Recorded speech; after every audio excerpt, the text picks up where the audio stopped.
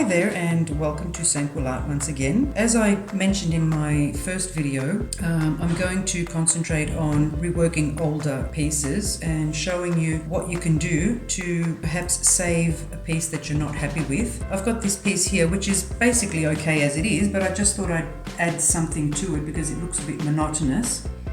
So first things first, we're going to need a bigger rod because I want to add to this. My main aim is to add more texture and more layers to this existing piece. So I'm going to need a bigger piece of rod.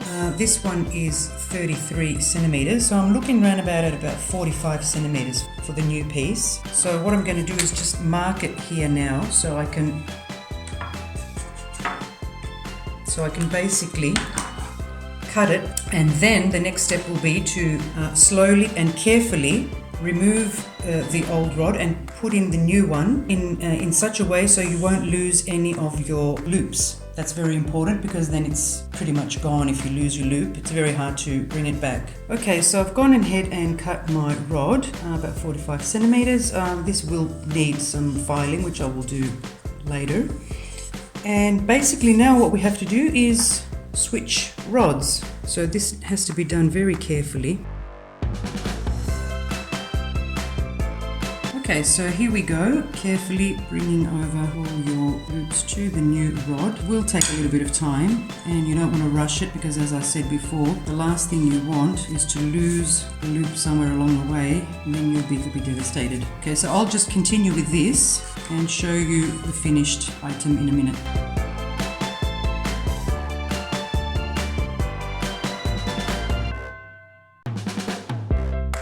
Okay, so well, that's pretty much it for the first couple of steps.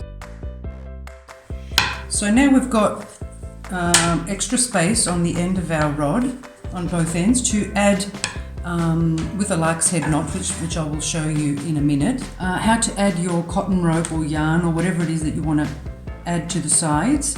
And so that's the next bit that I will be showing you. Okay, so we're ready to add our rope on the ends of our rod. And I'll be starting with the lark's head knot here, so if there's someone out there who's a beginner and doesn't know how to add rope, this is a chance for you to see. Okay, and we just loop it through the hole there, and that's it. That's our first one. I'll be using 6 ropes on either end, so I'll just show you one more. Put it behind and loop it through. Okay.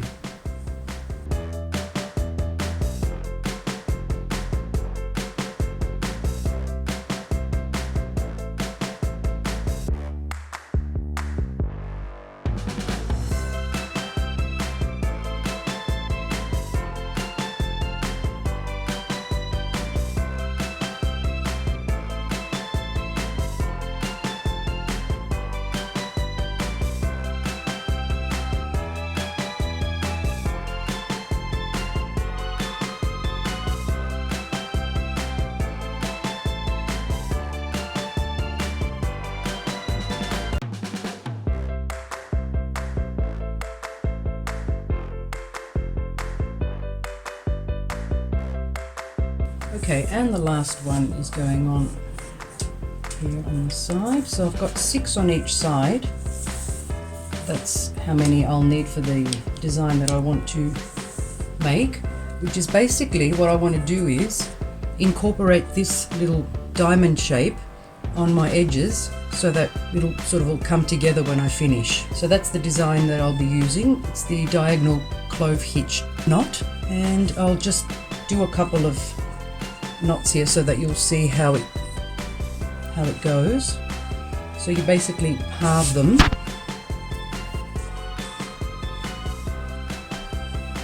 Okay, you grab your filler cord, and the one underneath is your working cord, and you loop it through and bring it up. Okay, and over and under. And then you grab the next one. So it's over and under, and just bring it up and tighten it so it'll be nice and tight. And you do 2. Grab your next one.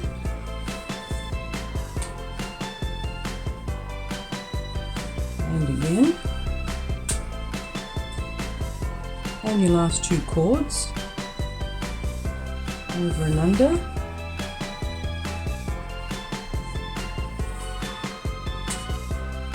And your last one.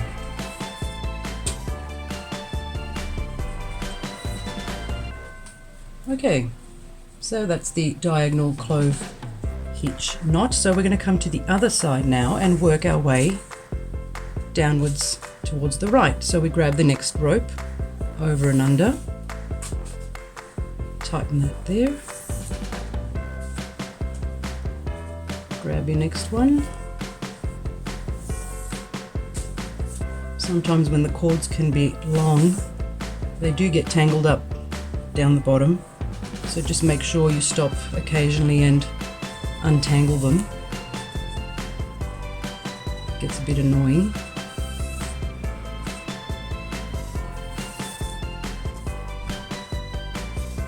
And our last cord, over and under, and that's it. Okay, so now we're going to take the 2 ends and bring them back in. If you want, you can sort of add a little design here in the center, perhaps a square knot,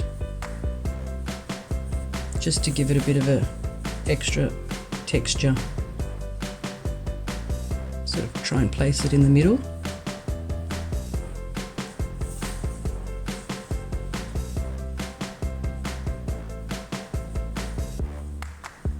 Like that, and that way when that comes in like that, it'll look much nicer. So we work our way back again, over and under, and the length, make sure the length that you cut your cords is basically pretty much how long you want your macrame to be. So if you want a really long piece, you make sure you cut enough rope.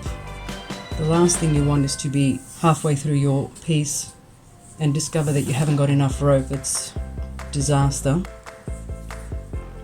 There are ways you can add cord, but it's always best to have a bit of it extra instead of not having enough.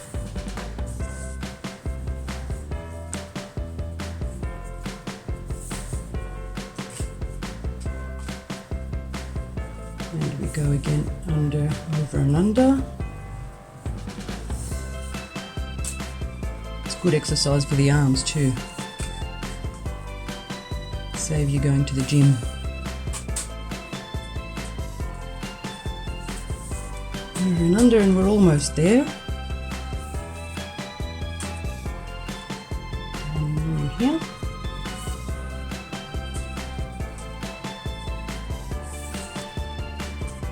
And then you grab your last one, which is the one from the other side, so you can tie it all up together.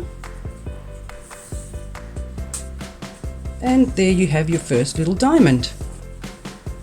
And then what you're going to do is continue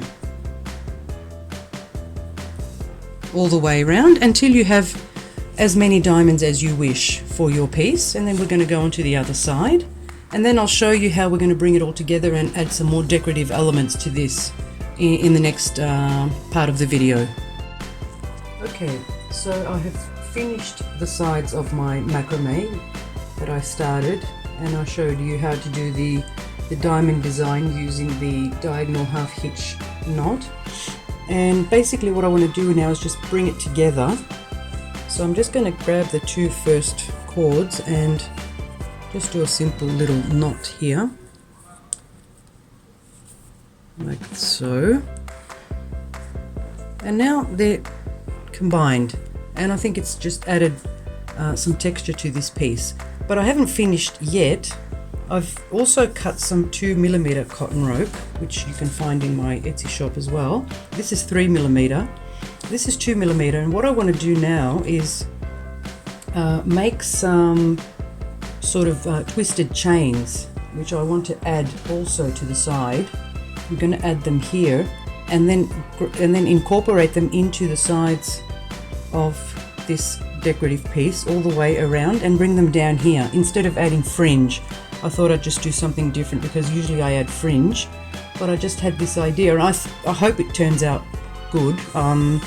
We'll see how it turns out. Well, I'm just going to add my rope again here using once again the lark's head knot,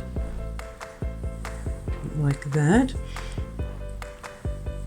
and just let me add the other one.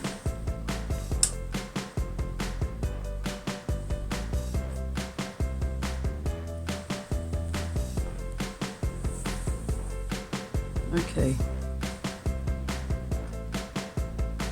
and now I'm just going to start knotting so I can show you how to make the twisted chain. It's basically just a square knot, so we start off with our square knot, and instead of going over and doing the knot on the right hand side, we just continue using the left, so it's always left. And in a little bit you will see the twist that it will create. It's already started twisting, like that.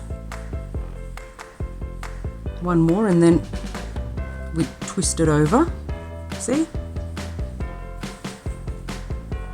And we continue this way. So I'll just be continuing with this design for now, and I'll get back to you once I've done some more work, and I'll show you how I'm going to incorporate it into the existing design on the side.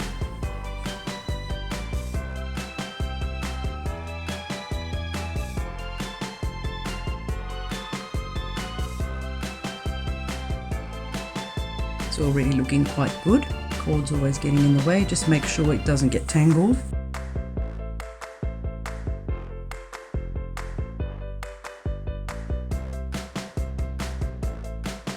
Okay, just a couple more, and then I want to slide it into the side.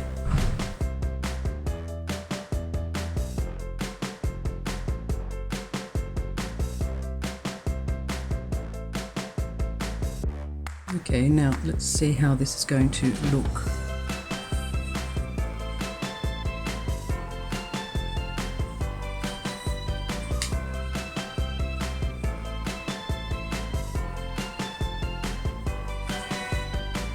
And then we just continue on our merry way, twisting away until the next loop. By loop I mean this bit.